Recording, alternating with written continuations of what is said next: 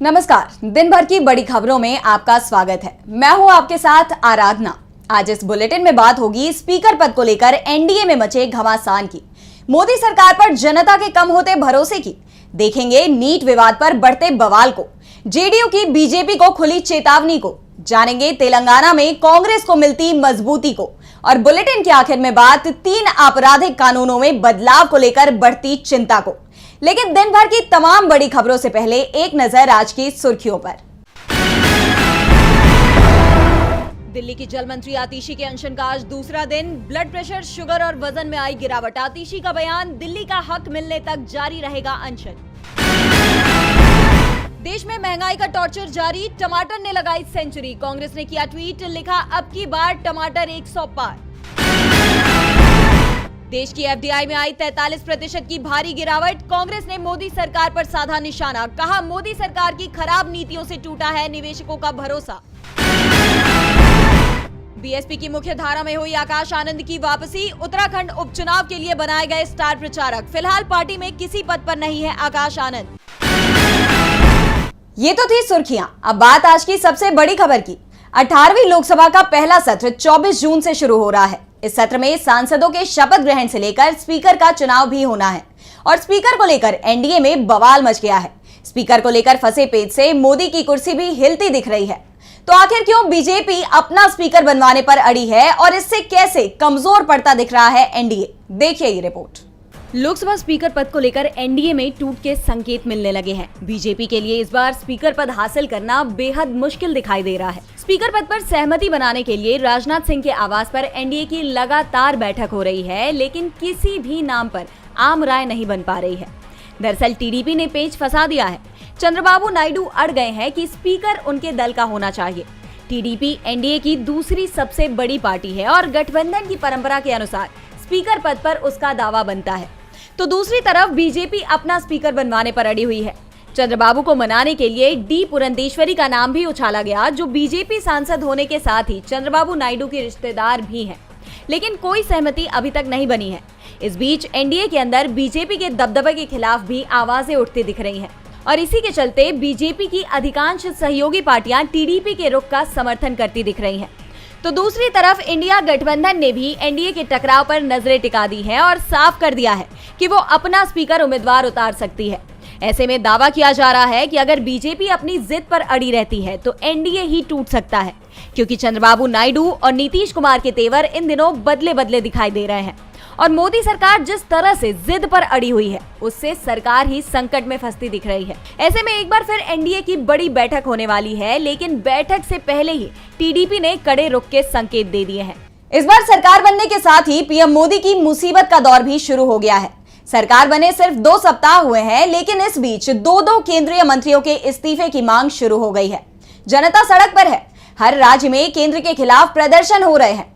साफ है, मोदी सरकार के लिए 2 सप्ताह बेहद मुश्किल भरे रहे हैं, और भविष्य में मुश्किल ही दिख रही है, क्योंकि जनता का भरोसा सरकार से घटता जा रहा है। नरेंद्र मोदी के नेतृत्व वाली एनडीए सरकार का तीसरा कार्यकाल बेहद निराशा और विवादों से भरा दिखाई दे रहा है। सरकार को बने सिर्फ 2 सप्ताह हुए हैं, लेकिन विपक्ष सरकार पर हावी दिखाई दे रहा है। 2 सप्ताह में ही सरकार के सामने कई चुनौतियां खड़ी हो गई हैं। 2 कैबिनेट मंत्रियों के इस्तीफे की मांग हो रही है। विपक्ष तो पीएम मोदी से भी इस्तीफा मांग रहा है, जिससे पूरी सरकार बैकफुट पर दिखाई दे रही है। सरकार बनने से पहले ही नीट में गड़बड़ी का मामला सामने आ गया, तो सरकार बनते ही बंगाल में बड़ा रेल हादसा हो गया। 17 जून की सुबह पश्चिम बंगाल के दार्जिलिंग जिले में रंगपानी और चटरहाट स्टेशनों के बीच सुबह 8:55 पर अगरतला से कोलकाता सियालदह जाने वाली कंचनजंगा एक्सप्रेस और एक मालगाड़ी के बीच सीधी टक्कर हो गई। ट्रैक पर खड़ी कंचनजंगा एक्सप्रेस को मालगाड़ी ने पीछे से टक्कर मार दी।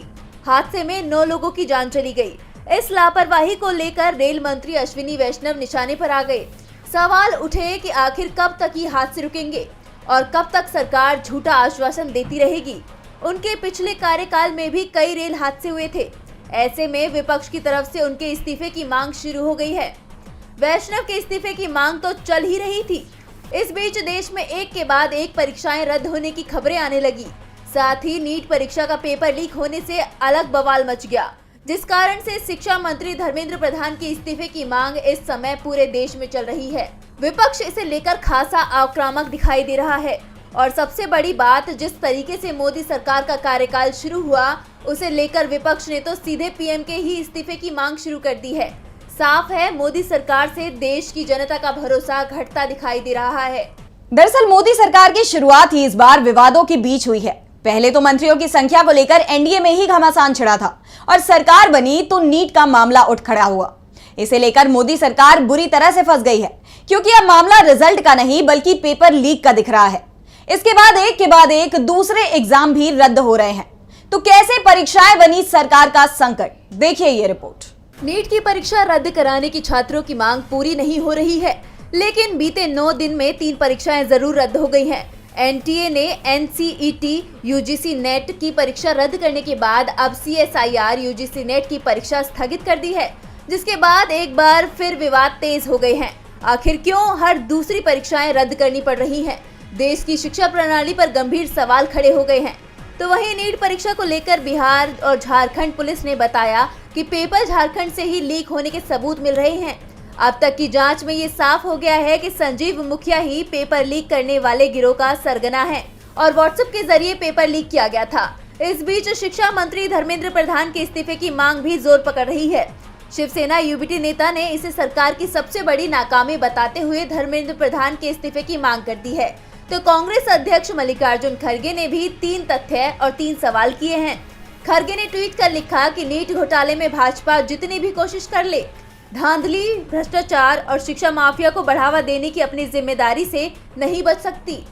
मोदी सरकार के एंटी पेपर लीक कानून पर तंज कसते हुए खड़गे ने लिखा कि नया कानून लाना केवल भाजपाई लीपापोती ही है। जब तक शिक्षा प्रणाली व स्वायत्त संस्थानों को बीजेपी, आरएसएस की दखलंदाजी व दुष्प्रभाव से मुक्त नहीं किया जाएगा, तब तक ये धांधली, चोरी, भ्रष्टाचार चलता रहेगा। बता दें कि एनएसयूआई ने भी 24 जून यानी संसद सत्र के शुरू होने के साथ ही संसद घेराव करने की घोषणा की है। जहां विपक्ष सदन के अंदर मोदी सरकार को घेरने के लिए कमर कसकर तैयार है, तो अब सदन के बाहर से भी सरकार की घेराबंदी की तैयारी शुरू हो चुकी है। नीट को लेकर विपक्ष ने सरकार को घेर लिया है, तो बीजेपी के सहयोगी भी उसे घेरने में जुटे हुए हैं। जेडीयू की तरफ से तो गठबंधन छोड़ने के संकेत भी मिलने लगे हैं। तो आखिर क्यों बीजेपी से दूर जाती दिख रही है जेडीयू, और क्या कहा जेडीयू के प्रवक्ता ने, देखिए ये रिपोर्ट। केंद्र में तीसरी बार मोदी के प्रधानमंत्री बनने के बाद से ही एनडीए में लगातार खटपट की खबरें सामने आ रही हैं।